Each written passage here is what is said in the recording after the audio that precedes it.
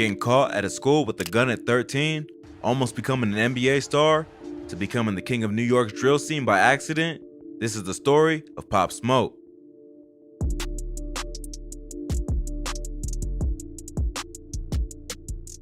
Pop Smoke, born Bashar Jackson, was born on July 20th, 1999, growing up in Brooklyn, New York, to a Panamanian mother and a Jamaican father.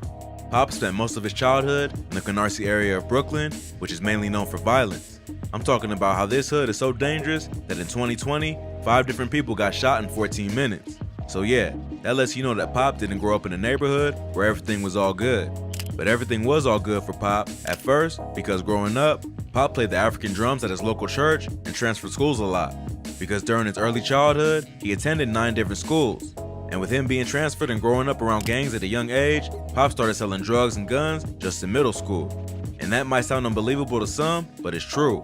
Pop had brought a gun to school his 8th grade year and was later caught with it, which led him to get expelled from school. But him getting expelled didn't make him lose hope, because Pop started playing basketball and thought he had what it takes to make it to the big league.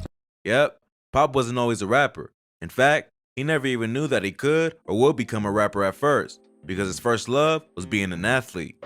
Pop was one of those all-around sports stars because he played baseball, football, and basketball during his teen years. But his primary dedication was hooping out of all these sports. And Pop was actually so good at basketball that he topped his school in stats, which helped him receive a full-ride scholarship to Rock Top Academy, which was a prep school located in the suburbs of Philadelphia, Pennsylvania. And this school's main focus was to get their students' attention for college basketball scholarships. So this was supposed to be a fresh start for Pop, since it was supposed to be his way out of the hood, with him attending a school in the suburbs with a full-ride scholarship.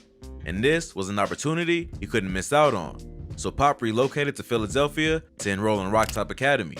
And all was going well until Pop's dream of becoming an NBA star got crushed due to him being diagnosed with a heart murmur at the age of 15. And due to Pop being diagnosed with this, he was forced to give up sports. This was devastating to Pop, but it's kind of what led him to become a rapper. Because after this, Pop started to write and record music.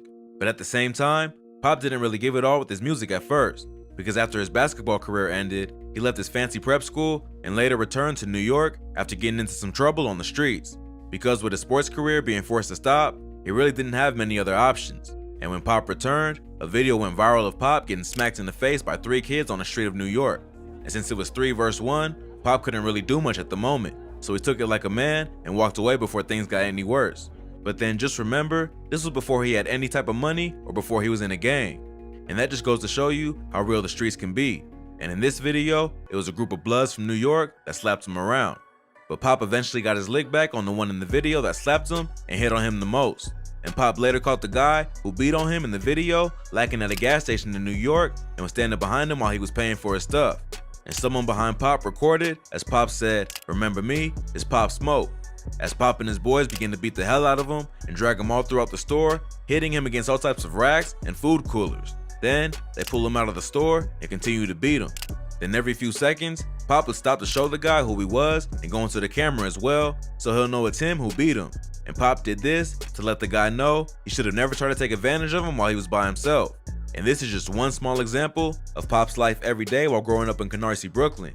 Then, just because Pop didn't go to the NBA, that didn't mean that stopped him from getting money, because by the age of 16, Pop was driving a BMW 5 Series. It's not too many kids you know who just started driving and they're already riding around in a $50,000 car. But he couldn't do too much flexing with his car due to him getting locked up twice and having to spend 2 years on house arrest after being charged with possessing a weapon. And Pop had mentioned that being on house arrest wasn't that bad for him since he spent most of his time reading. Because Pop said in an interview, "I like to read and fuck a lot of bitches, so I'm good." So that's basically how it went while he was on house arrest. Then, in 2018, is when Pop tried to give rap a real chance. Because while Pop was chilling at the studio with his friend and fellow New York rapper Jay Guapo, but while they were at the studio, Guapo ended up getting too baked and fell asleep. And while Guapo was sleeping, Pop decided to step in the booth and mess around and have a little fun to see if he could rap. So using a random beat, he downloaded from YouTube created by 808 Mello, who later became one of the rapper's close collaborators. And he used this beat for a song named NPR, which was a successful track right out the gate because Pop said that the song started to get leaked and everybody was rocking with the song. And this made Pop start to take rapping a bit more seriously, because shortly after NPR was released, he signed to Victor Victor Worldwide. But the crazy thing is, Pop never expected success with rap because he really had dreams to go to Howard University to join a fraternity. But what really put Pop on the map was his song Welcome to the Party, which also had another version of it with Nicki Minaj featured on the song. And the crazy thing is that it didn't even take Pop a long time to make this song, because according to him, it took about the length of an episode of Family Guy to write most of it. This means Pop wrote and recorded this song in less than 30 minutes. And according to Pop, he said everything he records is just based on his vibe at the moment. But because he said that, he also recorded a song called Drive the Boat, and the main reason he recorded this song was that he knew the girls would rock with this song. But sadly, Pop Smoke's story is relatively short. In the early morning of February 19, 2020, Pop Smoke was shot and killed at a house that he was renting in Beverly Hills, California, owned by the Real Housewives star Teddi Mellencamp and her husband. Because while Pop was celebrating his stay out there, he and his friends were also posted on social media to show the world their luxurious lifestyle, because they posted their view of the house pictures in front of the house and posted the house's address on Instagram Live when he was showing off his new gifts that were given to him. And to make it worse, Pop's friend, Mike D, posted a pic with him and Pop, posted by a Range Rover on Instagram that shows the home's address in the background. And this is what led many of Pop's fans to assume that D set Pop up. But D immediately posted pictures of him and said, "I just lost my brother, my heart, my dogs. Y'all know what's going on. Y'all come on here playing investigator and bashing me on the internet. I would never in my life set my brother up."